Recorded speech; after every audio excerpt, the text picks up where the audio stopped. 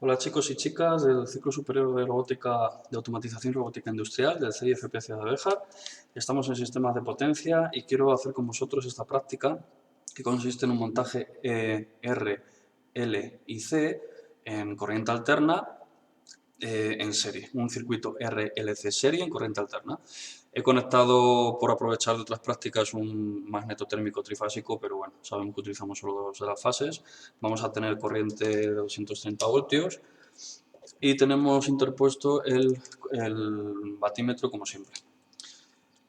Bueno, antes de nada voy a hacer unas medidas de la resistencia. He conectado tres resistencias en serie de 100 ohmios cada uno. Como podéis comprobar, aquí tengo al final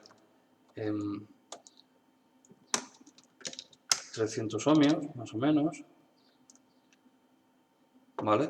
He puesto dos bobinas en serie que cada una de ellas tiene 40 ohmios de resistencia. Luego podemos sacar incluso la inductancia, si queremos.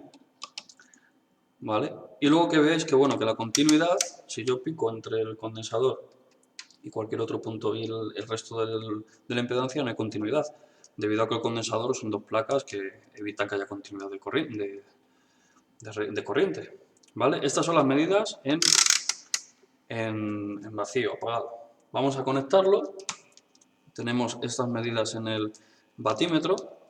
Me ha dado un poco diferente que antes, pero bueno, porque tengo hecho algunos cálculos que luego os mostraré. Vamos a ver las tensiones que se dan en cada uno de los puntos del circuito. Tenemos una tensión total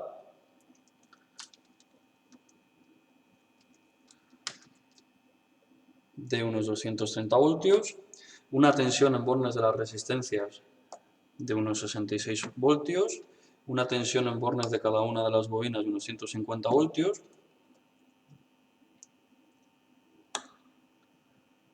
y una tensión en bornes del condensador de unos 89-90 voltios. Vale.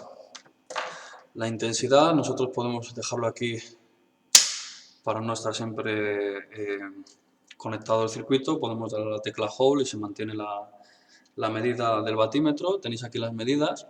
232, 230 miliamperios y de potencia activa unos 22,2 vatios. Me da unas medidas diferentes a las que he hecho antes con los cálculos.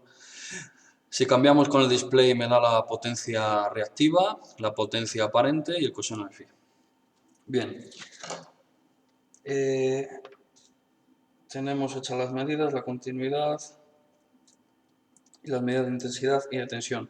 Con todas esas medidas, si veis en estos cálculos, he planteado un circuito RLC con una resistencia de 300 ohmios, las inductancias, que no sabemos la L, no sabemos la inductancia, pero sí sabemos que tiene una resistencia, el condensador, que lo he medido antes como en otras prácticas, son 7,53 microfaradios, se mide insertando el condensador en estas dos oquedades del polímetro y poniendo en modo en 20 microfaradios, porque si veis la medida, en el numerito que viene aquí en la nomenclatura pone 8 microfaradios, muy parecido.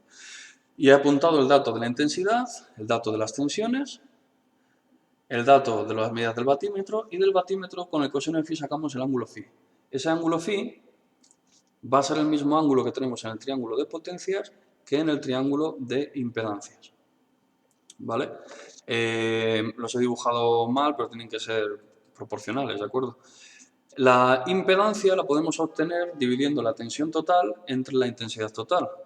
Si cojo la tensión como origen de fases y pongo el angulito este en negativo porque la intensidad va adelantada debido a que la potencia reactiva inductiva gana la capacitiva, pues al final tenemos este módulo, estos 1000 y pico, 1008 ohmios de la impedancia total y su ángulo de desfase, que me tiene que dar el mismo ángulo que el triángulo de potencias.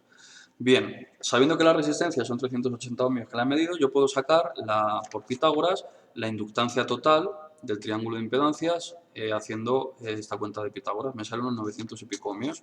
Y luego para sacar la inductancia, la reactancia inductiva, sumo la total con la capacitiva, debido a que se restan. Es decir, la total es la inductiva menos la capacitiva. Ya sabemos que la capacitiva va hacia abajo. ¿Vale? De aquí incluso podríamos sacar la L, ¿no? Porque XL es igual a L omega. Vale.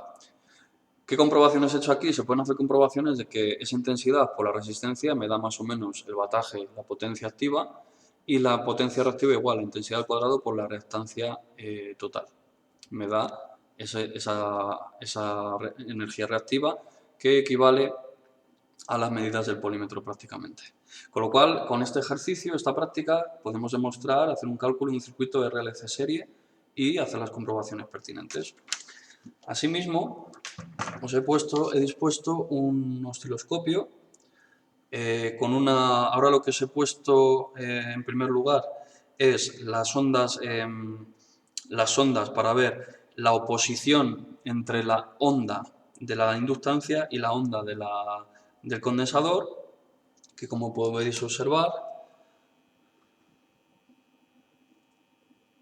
quitando la inversión, perdón, es que tengo que activar la inversión porque tengo puesto el mismo polo negativo aquí de las dos ondas, con lo cual una está invertida con respecto a la de la otra, por eso tengo que darle aquí la inversión.